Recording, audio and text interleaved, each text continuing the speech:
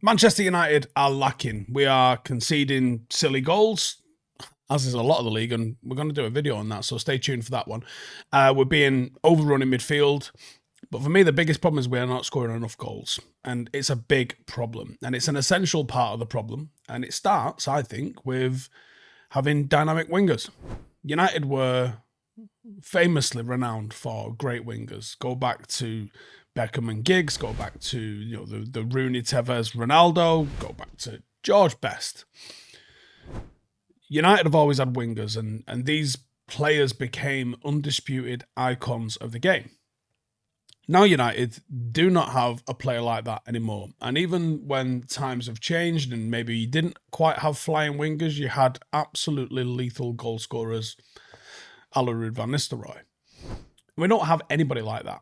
We almost had that in Marcus a couple of years ago. And for whatever reason, it is not clicking for him anymore. But we have seen him do it in a United shirt. Competing with him is Alejandro Garnacho, who might have the potential to surpass Marcus in the pecking order. And the dynamic between the two of them, I think, is very, very interesting. I think it's difficult to make a meaningful argument to suggest that either player should start ahead of the other at the moment, especially when neither have been able to really lock down that position for themselves. I see a lot of people screaming for Garnacho because Marcus isn't quite cutting it.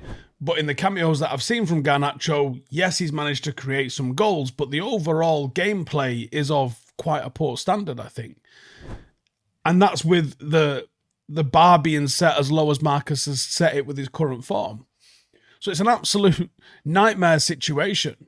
The best case scenario is someone's absolutely flying and they bench whoever they're in front of. Like, Ahmad's not exactly setting the world on fire, but he's doing comfortably more than Anthony has done in a United shirt and therefore finds himself starting. And no one's going, listen, should we have a chat about Ahmad? Because there's no competition. With Garnacho and Rashford, there is no current right answer. On one hand, you can say Garnacho and you might have a point. On the other hand, you can say Rashford and you might have a point. There's not one of them pulled away from the other at the moment. They're like two lorries going uphill, one going 1 mile an hour more than the other. But both of them causing traffic jams and no one getting anywhere fast. So let's have a look at the case for and against Marcus at the moment. So Marcus is supposedly the proven entity. You're supposed to know what he can do in a United shirt. And while it isn't working currently, at the flick of a switch, Marcus could become one of the deadliest wingers in Europe yet again. Now, you can't live in the past. But that 22-23 season saw him become almost unplayable. It was laughable. Every single game, he'd just turn up. He upset a hell of a lot of people that year, and none of them were United fans. He appeared 56 times for United in the 22-23 season, in which he scored 30 goals and got 11 assists. That's 41 goal contributions in 56 games. It's absolutely elite.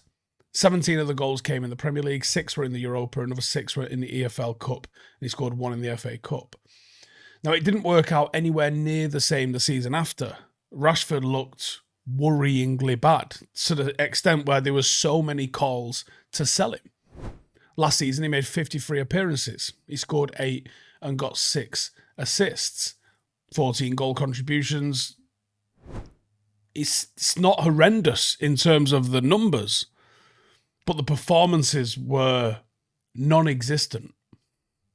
And this season started a little bit similar. Marcus isn't even having a shot on target 3 games in.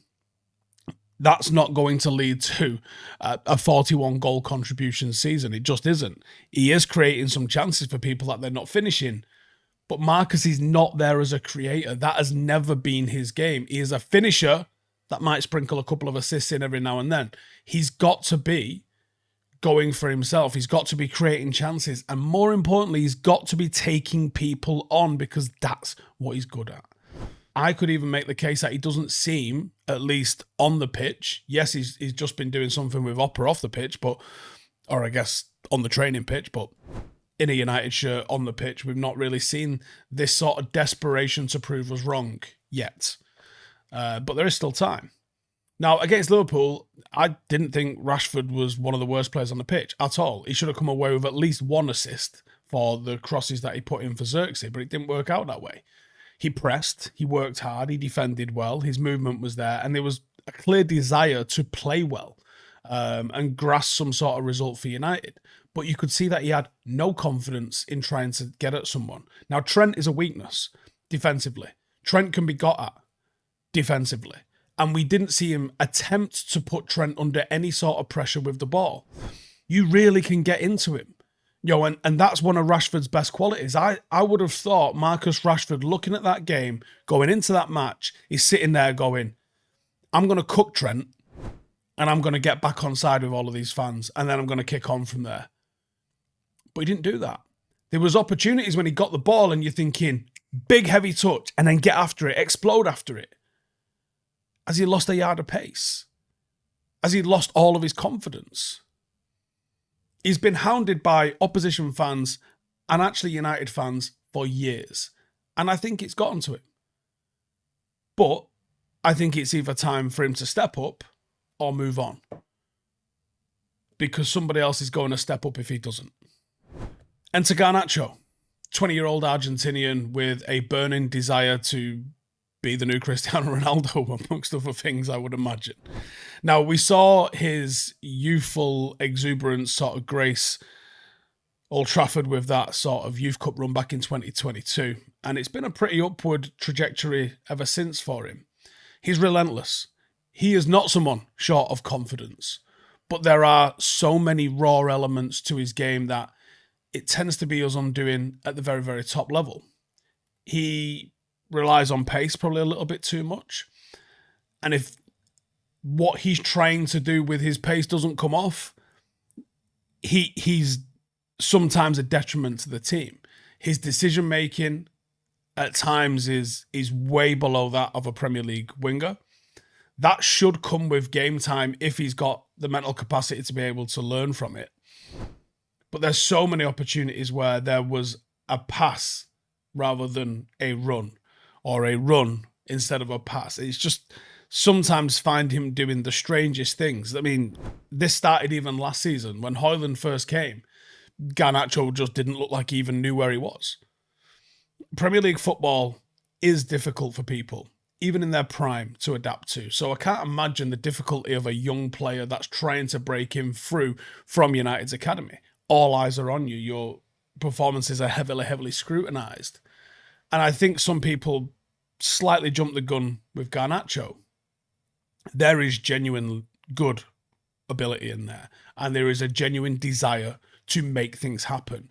And that, with the confidence that he brings and some of the technical aspects that he brings to play as well, make him a quite a potent character. But the decision making has to start coming in. That football IQ can take a little bit of time to come. And I think he works fantastic at the moment as a probable impact player. 25, 30 minutes to go. Let him on, because the tempo that he plays at is elevated against a team that's been playing for 60 minutes. And I think that would be where he can get a lot of his learning done, because he seems to get frustrated very, very easily. Now, from a stats point of view, it started fantastic this season for him. Scored in the Community Shield, assisted Xerxes' debut goal, coming off the bench. And I think he's very impactful when he comes on. He could have scored a potential winning goal versus Brighton had we not gotten unlucky with... if Xerxes had just stayed lying down. Last season, he was good. It was a decent one. He appeared 50 times and he came away with 10 goals and 5 assists across all competitions, which is not bad for a 19-year-old that's starting his first full Premier League season. And those numbers aren't enough, though. Those goal contributions aren't enough for Marcus. They're not enough for Garnacho. We've got to be asking for a lot more. Now, Garnacho gets a little bit of leeway because that was his first ever Premier League season. You go, okay, can we build on that? And when you look at the lack of goals that we've got, both of them, if anything, really need to start stepping up their goal scoring.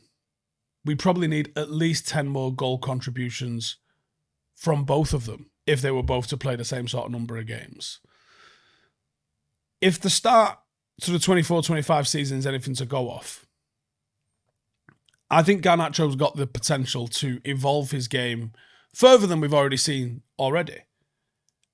And I think he's definitely got the ability to bring goals and assists. But I think it's his all-round play. He reminds me a lot of Januzaj, where you get this freedom coming through in your first season.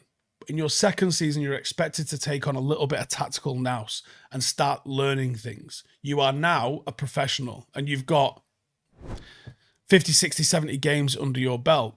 You're supposed to be expected to be able to do the right thing at the right time. That's why you're paid, probably, I imagine, 70, 80, 90, 100,000 pound a week is probably the sort of money that Garnacho is on. You have to start delivering. And that's not to say that, for the 300 or whatever Marcus is rumoured to be on, that he needs to deliver as well. They both need to deliver. I think it's a bit of an impossible decision for Ten Hag to make right now. It's a lose-lose scenario. United needs results right now. Neither of them are contributing enough in terms of goals, assists, or their overall performance.